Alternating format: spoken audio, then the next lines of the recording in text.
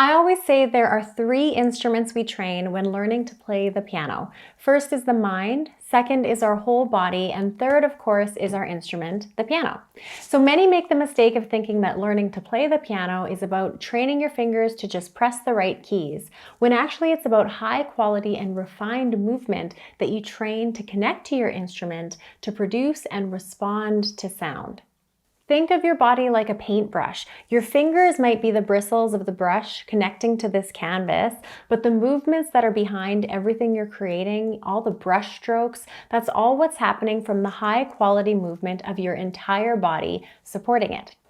So many students come to me when they're stuck in their piano playing. They tell me all about the practice drills and pieces and the hours that they've been practicing, but then when I see an example of what they've been doing, countless times, one of the first things that we need to talk about is just talk about the simple fact of how they're sitting at the piano.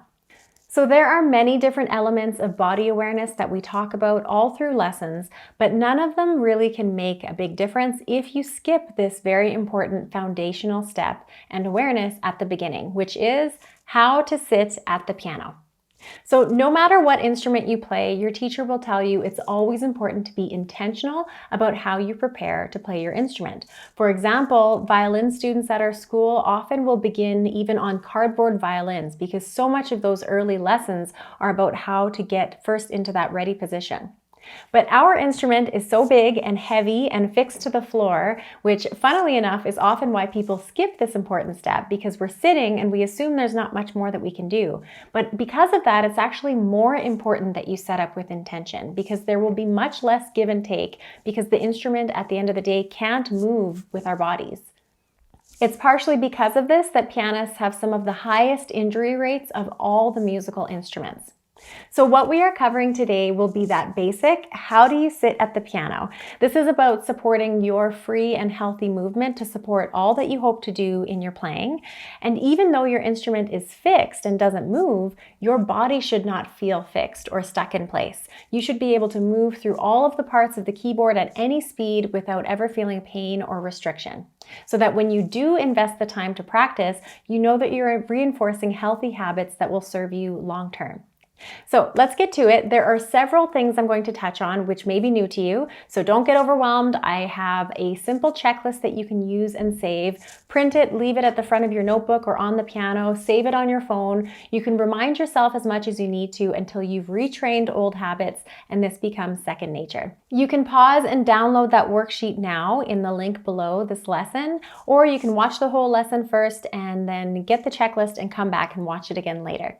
So the first thing we're going to do is actually to stand up. We're going to stand up with both of our feet planted on the ground. And when you stand up with both of your feet planted, I want you to notice just how balanced and supported you feel. The way that the ground beneath your feet really supports your entire structure.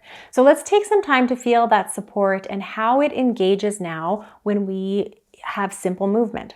So standing and supported, I want you to first just move and roll your head. Feel it rested and supported on the top of your spine. When I was first taught this, I was taught it as being that bobblehead that kind of rests and just balances, supported on top of your spine.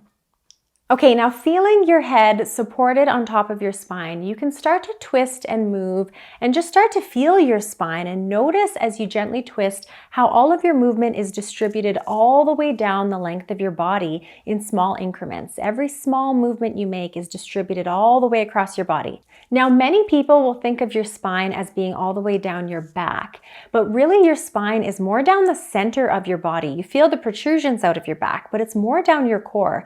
And if you really think about where the front of your spine is, it makes you feel very centered and supported in your core. Now also notice that I'm not saying to stand up straight with your shoulders back.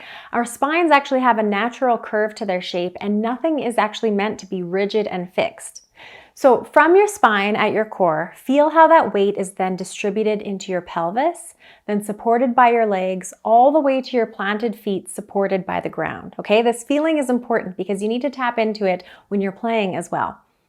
So now with this awareness of solid support, I want you to experiment a little bit with this feeling and we're going to make a slight adjustment. I want you to take this solid feeling with your skull balanced on top of your spine and I want you to just tilt your chin slightly forward and see if you can bring that heavy head off balance from the top of your supported spine. Notice that with this slight adjustment and you bring your chin forward, notice the tension that shows up in your neck, your upper back, and even your core and your pelvis. This simple shift of your heavy skull not being balanced on top of the spine with all of the weight distributed down creates this chain reaction that you can feel, and you can already feel how it would affect your arms, your breathing. Everything's tied up now in a different level of tension. So it might not seem like a big deal to be a bit off balance or twisted up when you're sitting down to play, but the movements that you'll need to play the piano well are small and refined. So slight changes will have a huge impact to the freedom with which you can move. Okay, so let's draw our attention back to the pelvis. The pelvis receives all of the weight of our upper body and our spine with our head balanced on top. And this weight is distributed into the legs if you're standing, or into the sit bones if you're sitting, okay? So this is important. Remember this solid feeling. This same supported balance that you feel now planted on your 2 feet is the same supported feeling that you should have when you're sitting at the piano. So now let's prepare to sit down at the piano. Remind yourself of that supported feeling first by standing in front of your bench, then take a seat. And as you sit, you should feel that same support that was previously sent through your legs into the ground, now through your sit bones supported by your seat, okay? And you can stand and sit to explore. Now, standing and sitting in this way will also be one of the first clues you have for distance. If you can't stand up from seated position without shuffling back or scooching forward, then you're either sitting too far or too close. You should be able to make this movement without any big shifts to your distance. Now, our sit bones are the lowest part of the pelvis and they are round. So you want to sit with all of your weight being distributed into the piano bench on your sit bones, not leaning weight into your legs or scooching back and having support through your legs. The sit bones want to be where all of your weight from your head, your spine is now grounding through to. Now, what about your legs? Your legs should be free to move, but they aren't actually supporting weight. If you move your legs, whether you're pedaling or just moving your legs while you play, it shouldn't give you any instability. It's added balance points, but your weight is still rooted in your sit bones.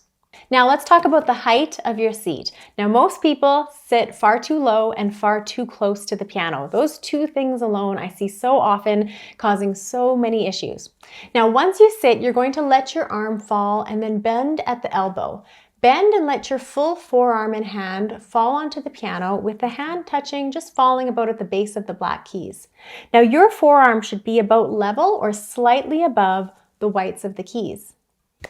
Now, a great way to test this is to take a book, put it on top of the whites of the keys, and let it line up, and it should be slightly just below your elbow or just grazing your elbow, okay? If you don't have a way to adjust your bench to sit higher, you can use foam pads. As kids, we used yellow pages and white pages foam books, if you still remember what those are. But it will be very important that your arms can relax and be at the level of the keys supported by your body when you play. Now, sitting too close will also make you contracted. Sitting too far will shift your weight to the back of your body, which creates all sorts of other compensations in your upper back and in your chest. So as you align the height of your forearm, adjust yourself so that your elbow should be just a little bit in front of your body when your arm naturally falls to the edges of those black keys. Having your elbow slightly ahead of your body will make sure that you can freely move to all parts of the piano without having to shift and compensate. Once again, as you sit, check that your upper body and head is balanced, supported on your spine, supported through down to your pelvis and into your sit bones, supported by the bench, and then you're ready to get to work.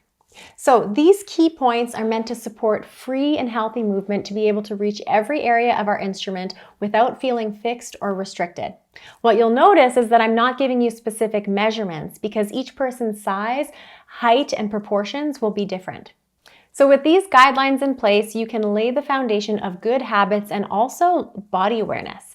Most of your training and your piano lessons will be about a lot of micro movements and activating and becoming aware of those small muscles. So good habits at this first step, learning how these slight changes can compound into big things, can really shift your trajectory.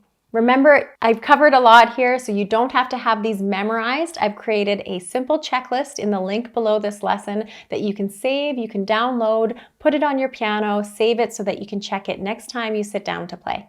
So let me know your thoughts and any questions in the comments. Like this lesson if you found it helpful, and don't forget to subscribe so that you can carry this forward into the next lesson. Happy practicing, and I'll see you soon.